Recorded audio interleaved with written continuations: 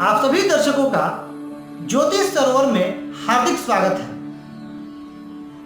आज की चर्चा का विषय अत्यंत महत्वपूर्ण है।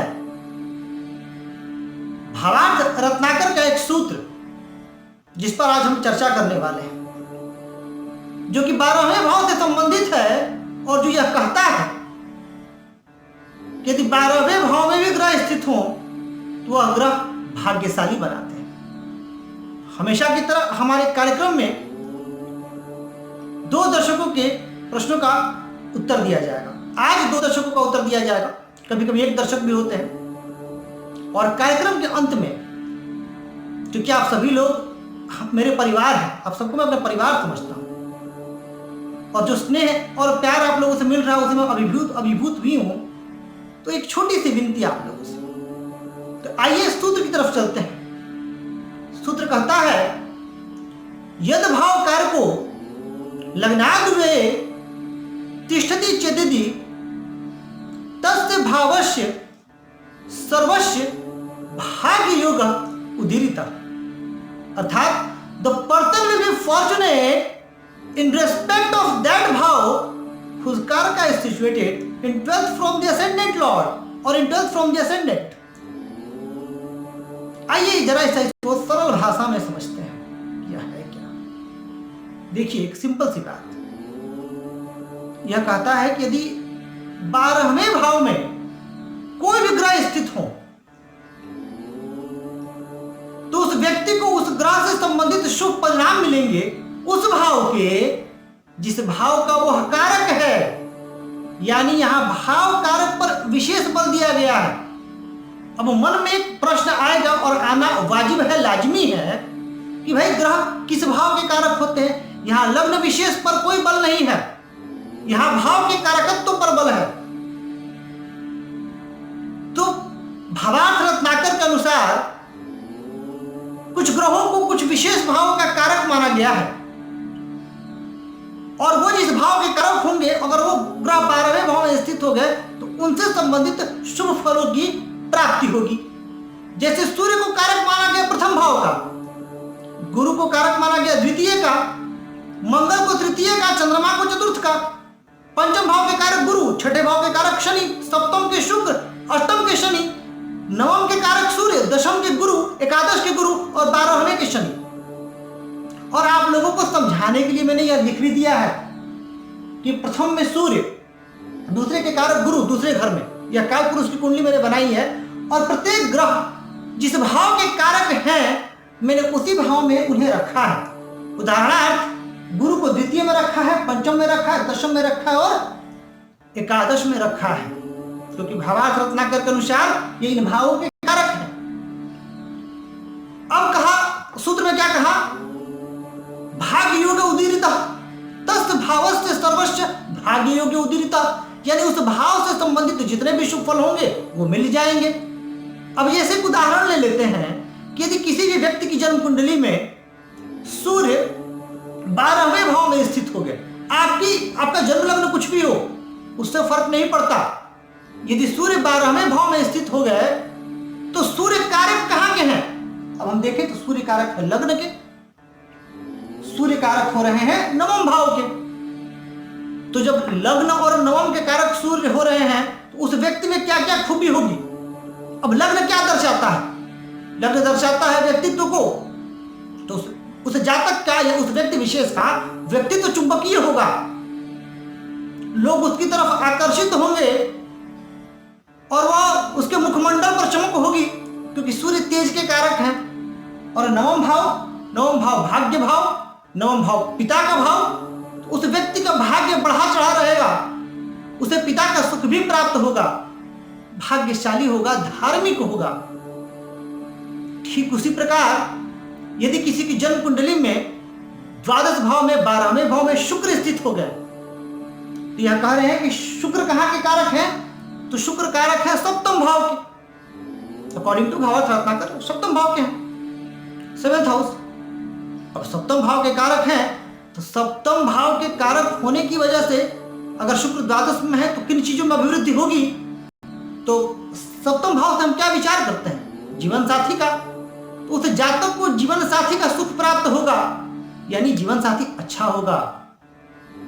यहां एक बात नोट कर लीजिएगा, यहां भाग्य पर चर्चा हो रही है, उस भाव से संबंधित। देखिए, भाग्य और धन को जरा सा अलग कर लीजिएगा, क्योंकि भाग्यवान होना और धनवान होना अलग अलग चीजें हैं। किसी के पास बहुत धन है, समझिएगा जरा इसको, किसी के पास बहुत धन है पर संतान नहीं है, उस मामले में वो भाग्यशाली नहीं कहा जा सकता। किसी के पास बहुत धन है, संपत्ति है, पर उसके जीवन साथी से बराबर लड़ाई होता है, घर में कलह का इतना माहौल है कि जीवन जीना दुष्कर हो गया है, तो भी वो भाग्यशाली नहीं। तो यहां the person will be fortunate in respect of that भाव हुज कारक इज सिचुएटेड इन 12th। यानी जो कारक 12वें भाव में, तो उस भाव से संबंधित। आशा कर रहा हूं मैं आपको समझा पा रहा हूं। अब देखिए, जैसे ठीक उसी प्रकार हमने शुक्र को लिया, अब जीवन साथी के साथ साथ पार्टनरशिप का भी विचार किया जाता है। अब पार्टनरशिप के विचार का अर्थ हुआ कि व्यक्ति का जो पार्टनर होगा, बिजनेस जो भी करेगा वो, उस बिजनेस में भी वो अच्छा कर सकता है। अब यदि हम गुरु को मान लेते हैं कि आपकी जन्म कुंडली में गुरु द्वादश भाव में स्थित है, तो यदि गुरु द्वादश भाव में स्थित है तो यहां गुरु किन किन चीजों के कारक है? धन के, पंचम के, दशम के, एकादश के। तो इन चीजों में वृद्धि होगी, यानी आपको पैतृक धन की भी प्राप्ति होगी। आप शिक्षा के विशेष प्रेमी होंगे, यानी आपको ज्ञानार्जन की भूख रहेगी, मन करेगा कुछ ना कुछ पढ़ते रहें, लाभ भी आपको होगा। ठीक उसी प्रकार यदि चंद्रमा द्वादश में हो गए, तो चंद्रमा यदि द्वादश में होंगे तो जातक की माता से संबंध बहुत मधुर रहेंगे और उसे माता का विशेष सुख प्राप्त होगा। देखिए, यह सूत्र जो भावार्थ रत्नाकर का था, यह इतना कह रहा था।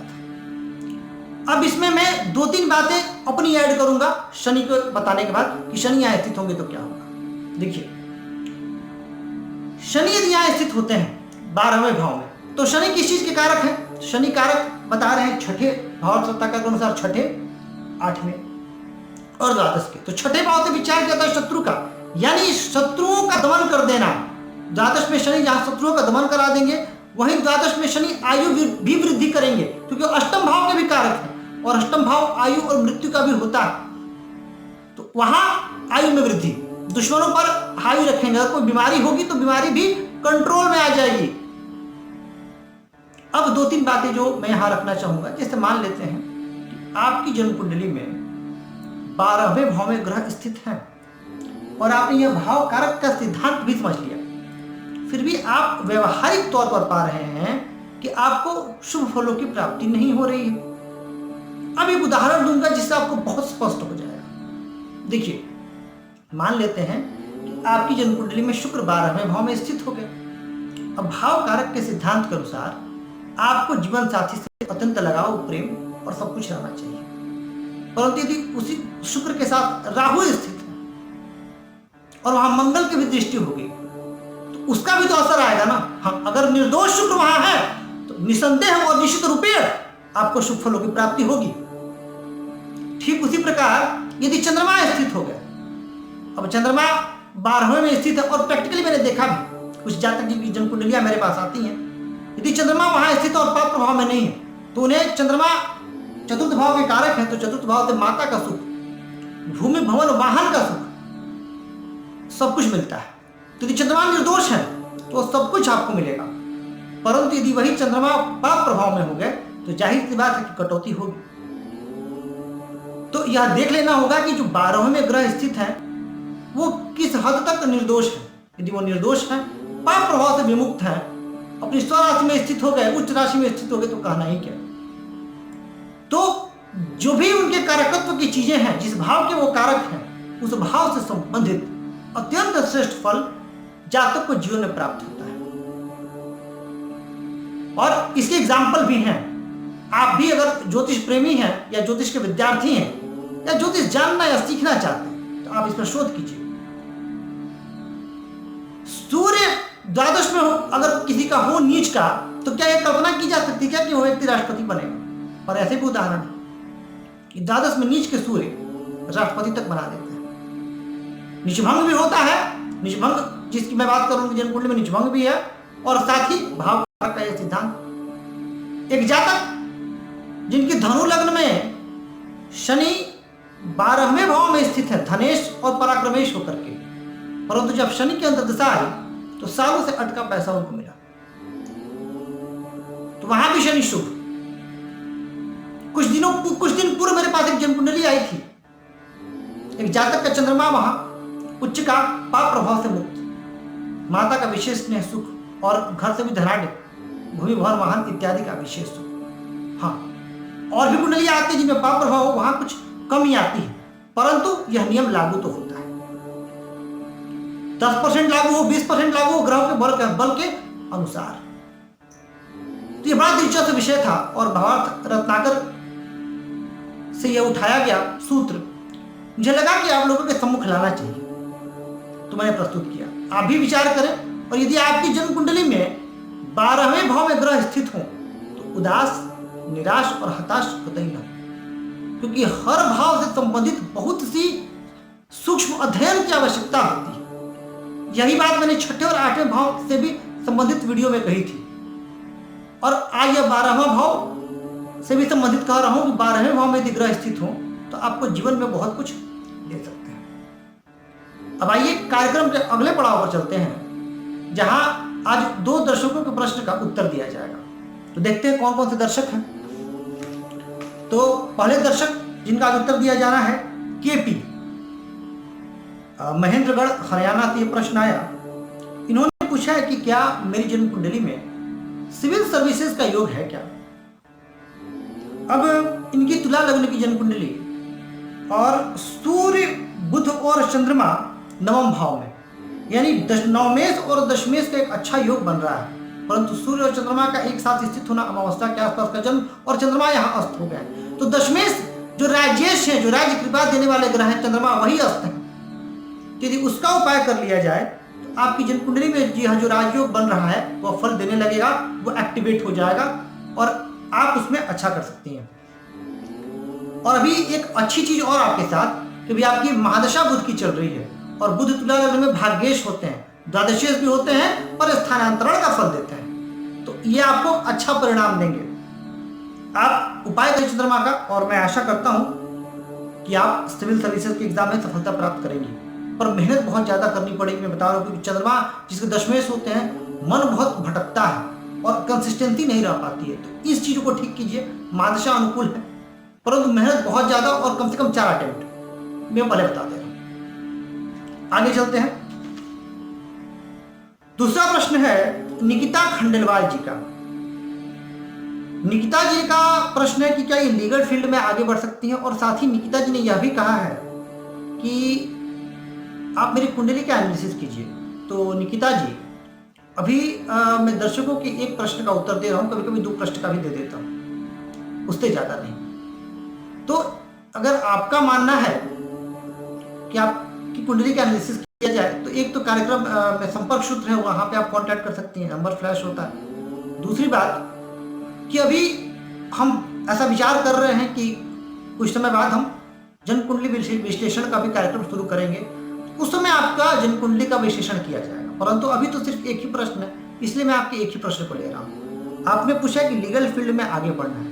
आपकी जन्म कुंडली भी तुला लग्न की है, और मंगल, बुध और गुरु 10वें भाव में है, सूर्य केतु 9वें में है, शनि 4th भाव में है।